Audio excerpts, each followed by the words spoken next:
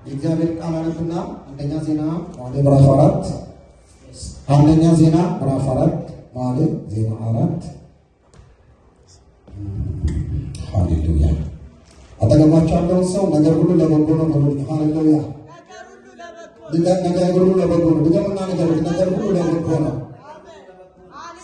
እንዲህ ይላል አንደኛ ዜና ምዕራፍ 4 ቁጥር 9 10 ያቤጽም ከወንድሞቹ ይልቅ የከበረ ሰው ነበረ።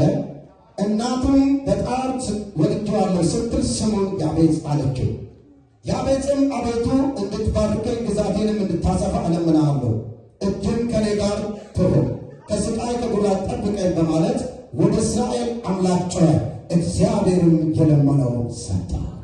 አጠገባቸው ያለው ሰው እግዚአብሔር የለመንከውን ይሰጥሃል በሉት። ወደ ማን ጮኸ ይላል? ወደ እግዚአብሔር ጮኸ። ያቤጽ አሜን ነው ወይ? አሜን ነው ወይ? በጣም በምጥ በመከራ ምን ያለ ነው? የተወለደ ነው። ግን ሃሌሉያ በእግዚአብሔር ዘንድ ደግሞ ጸሎቱ ተሰሚነትና ተቀባይነት ምን ያለ ነው? ያገኘ ነው። ዛሬ አንድ ነገር አለ። የጸለይሽው ጸሎት በእግዚአብሔር ተሰሚነት አግኝቷል፣ ተቀባይነት አግኝቷል። ስለዚህ ለጥያቄሽ መልስ አለ፣ ለጥያቄሽ መልስ አለ፣ ይዘሽ ለመጣሽው ጉዳይ መልስ አለ።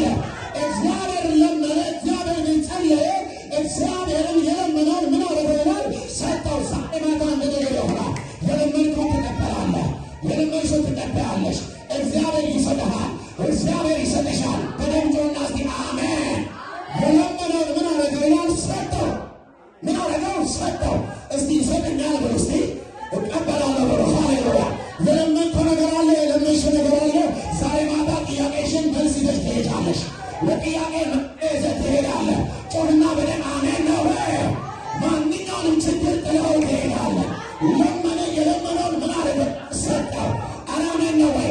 ለምነሻል ትቀበያለሽ፣ ለምነሃል ትቀበላለህ፣ ለምነሃል ይሰጥሃል፣ ለምነሃል ታሪክ ይቀየራል፣ ለምነሃል ስምህ ይቀየራል፣ ለምነሻል ሕይወትሽ ይቀየራል፣ ለምነሻል የጸሎት ሕይወት ይቀየራል፣ ለምነሻል ታሪክሽ ይቀየራል፣ ለምነሻል በሽታ ይነሳል፣ ለምነሻል ፈውስ ያገኘሃል፣ ለምነሻል ታምራት ያገኘሃል።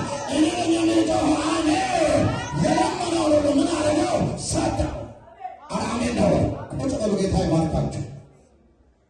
ቶሎ ብለን ለጌታ ቤት የምንሰጠውን አስራት በኩራት የፍቅር ስጦታ ትልቅ ስጦታችንን እጆቻችን እንይዝና ሰጥና